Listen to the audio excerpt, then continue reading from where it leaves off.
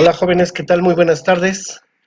Ya media semana, miércoles 30 de septiembre del 2020, nuestra clase número 17 de Ciencias, Tecnología y Biología, con el título El ojo de la evolución. Eh, Como ustedes vieron en la clase de televisión, nos hablaron nuevamente de Darwin, nos hablaron de cómo nosotros podemos afirmar, cómo nosotros podemos saber si realmente existió o existe la teoría de la evolución. Y obviamente pues se requieren de elementos suficientes para poder saber si estamos por muy buen camino. Bueno, el aprendizaje nuevamente es reconocer que el conocimiento de los seres vivos se actualiza con base en las explicaciones de Darwin acerca del cambio de los seres vivos en el tiempo. O sea, seguimos hablando de evolución.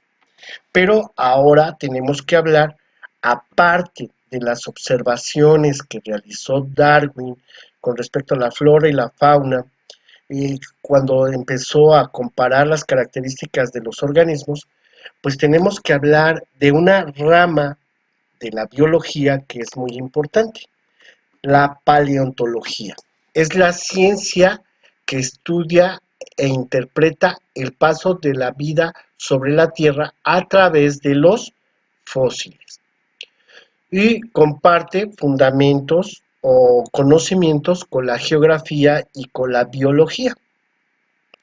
Se llama paleontología al estudio de la vida prehistórica de animales y plantas o restos de organismos que se hacen por medio de un análisis de los fósiles, o sea, de los restos que dejan estos organismos. Algunas controversias que han pasado es que la evolución de los seres vivos y la deriva de los continentes y de que pues de una u otra forma se analizan los climas y afectan a la biosfera y bueno, un sinnúmero de problemas que ya estamos viendo nosotros.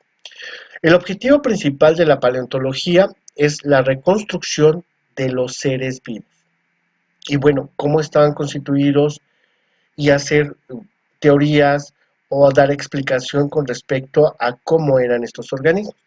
El estudio de su origen, de sus cambios en el tiempo y de las relaciones entre ellos. Es demasiado complicado y de verdad muy importante los paleontólogos el trabajo que realizan. La paleontología permite entender la actual composición y distribución de los seres vivos sobre la Tierra antes de la intervención del ser humano. Bueno, pero en la teoría de Darwin y en la teoría de la evolución es importante saber que existen pruebas paleontológicas. Y bueno, ¿cuáles son estas? Pues se basa en el estudio de los fósiles. Recuerden que Darwin hizo comparación de fósiles que encontró en varios continentes, principalmente en Brasil, en Uruguay, en Chile, que son países que están en América, pero también lo encontró en África y en Australia. Entonces se dio cuenta que en varios continentes había organismos semejantes. Los fósiles son restos de antiguos seres vivos o también pueden ser huellas que quedaron atrapadas en capas sedimentarias correspondientes al momento en que vivieron. Y bueno, consisten fósiles cuando hablamos de que tienen una antigüedad por lo menos de 10.000 años. Es bastante tiempo, ¿verdad? Bueno, también sabemos, hoy, perdón, discúlpenme, me equivoqué un poquito.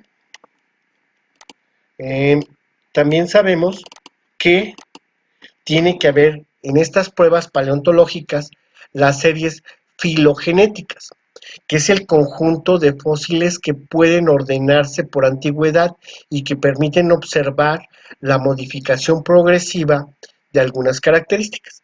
¿Se acuerdan que ya habíamos hablado acerca del caballo y de, bueno, de cómo evolucionó? Bueno, ellos encontraron primero una pata con 4 huesos y el esqueleto de un mamífero parecido al caballo, pequeño, ágil. Después encontraron otro que tenía 3 dedos, igual, con las mismas características, pero un poco más grande y más corpulento. Después encontraron nuevamente esta pezuña con 3 dedos, pero con la diferencia de que estaban más cortos y el caballo obviamente más alto y más fuerte. El antecesor del caballo actual ya tenía una sola pata, ya no tenía dedos, ya nada más tenía un dedo, con huesos más fuertes y obviamente el caballo era más grande todavía y más musculoso, hasta llegamos al caballo actual.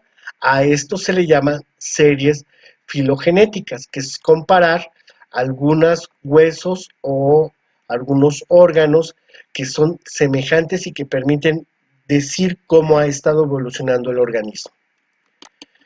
También tenemos en las pruebas paleontológicas, formas intermedias o eslabones perdidos de fósiles que presentan características de dos grupos diferentes de especies o de organismos y que podríamos decir que se parece o es muy semejante a un pez, pero también es muy semejante a un ave y se le llama eslabón perdido. Pero obviamente tendrán que buscar o encontrar algunos fósiles que tengan semejanza con ese fósil.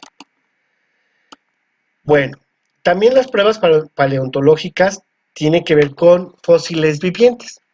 Especialmente se considera aquellos organismos que no han variado en su estructura a través del tiempo. Por ejemplo, una mantarraya con caparazón que todavía hasta la fecha existe en nuestros mares y es muy semejante a los restos fósiles de otros organismos que son prácticamente iguales y se le considera precisamente a un fósil vivo.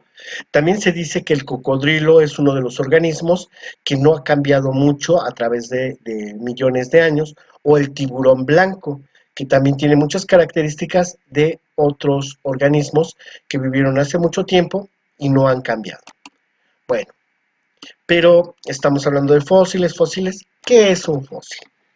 Bueno, la palabra fósil significa encontrado bajo la tierra. Es cualquier evidencia de que hubo vida en el pasado. Y obviamente son restos de organismos como pueden ser huesos, dientes, huevos, troncos, hojas, huellas o pisadas, entre muchos más restos que se pueden encontrar. Los fósiles son restos o huellas de organismos de un animal o un vegetal. Para calcular su antigüedad se requiere pruebas de elementos radioactivos, principalmente el uranio y el carbono. Existen dos formas principales de saber la edad del fósil. Número uno, utilizando algo que se llama sistema de carbono 14. Utilizan el elemento carbono. O número dos, el sistema de radio o radiación. Las condiciones esenciales para que los restos de los animales y vegetales se conserven es porque no permanecen a largo tiempo a la intemperie, sino que en algunas ocasiones son cubiertos por arcilla o por tierra y eso permite que se conserven. Generalmente se consideran fósiles cuando su antigüedad quedamos que es de más de 10.000 años. Ya sabemos que es un fósil, ya sabemos qué significa su nombre. Bueno, entonces vamos a ver los tipos de fósiles. Tenemos los fósiles de compresión. Un organismo queda atrapado por sedimentos sin descomponerse por completo y es posible rescatar restos de los organismos. La impresión por calor o presión, los restos orgánicos desaparecen por completo, pero dejan huella, se queda marcado. Por ejemplo, aquí se ven, no queda nada del organismo, pero queda la imagen de este musgo. Ok, también tenemos la petrificación. Los organismos o partes de los organismos quedan de forma mineralizada o petrificada, como vemos aquí. Algunos organismos marinos se mineralizaron sus cuerpos y parece que están hechos piedra, pero en realidad son organismos con minerales. Y también algo que es muy famoso son los fósiles que llamamos moldes, cuando el material que rodea el organismo muerto se solidifica. Por ejemplo, pues tenemos pisadas o huellas en algún material, puede ser barro, puede ser arena o grava, no, perdón, grava no, puede ser tierra húmeda, y ahí queda la huella y de pronto es cubierta por algún mineral o por algunas sales, o simplemente al secarse queda ahí impresa esa huella. También otro tipo de fósil muy famoso, ustedes lo deben de haber visto, es un elefante, está en hielo, bueno, es un hombre que lo está descubriendo. Los fósiles congelados corresponden a los animales que por alguna u otra razón quedan atrapados en un lugar donde la temperatura baja rápidamente y obviamente son congelados de forma inmediata.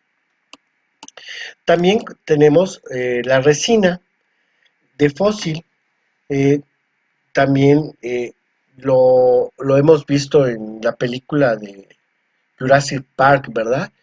Donde tienen el ámbar, que es una resina de un árbol, queda atrapado un insecto principalmente. Es un polímero natural, encontrarse en muchos estratos del mundo. Se fosiliza porque es una resina donde atrapa a los insectos y ahí quedan de por vida. De hecho, todavía si tú vas a una ruina arqueológica, te llegan a vender algunos insectos que han sido atrapados por esta resina y son muy caros, ¿eh? Bueno, muchachos, muchas gracias. Les quiero comentar algo muy curioso. Científicos argentinos descubrieron fósiles en la Antártida de un pingüino que llegó a medir hasta más de 2 metros. Ah, y también, ¿ustedes creen que un fósil de langosta recibe el nombre de Johnny Depp? Eso es muy gracioso. Pero bueno, espero que les haya gustado la clase. Esta es una actividad muy sencilla, o tienen que observar las imágenes y explicar la manera en que están formados los fósiles. Un mamut, una huella y obviamente un insecto. Muy fácil, ya lo vimos. Y tienes que ordenar el proceso de fosilización de un organismo. Escribe del 1 al 3. Para mí este es el 1, el de este lado es el 2 y este es el 3, como ustedes quieran. Y abajo, por favor, hay 3 preguntas. ¿Qué significa la palabra fósil? ¿Qué es un fósil? ¿Y para qué nos sirven los fósiles? Jóvenes, que pasen una excelente tarde. Cuídense mucho y nos vemos el día viernes.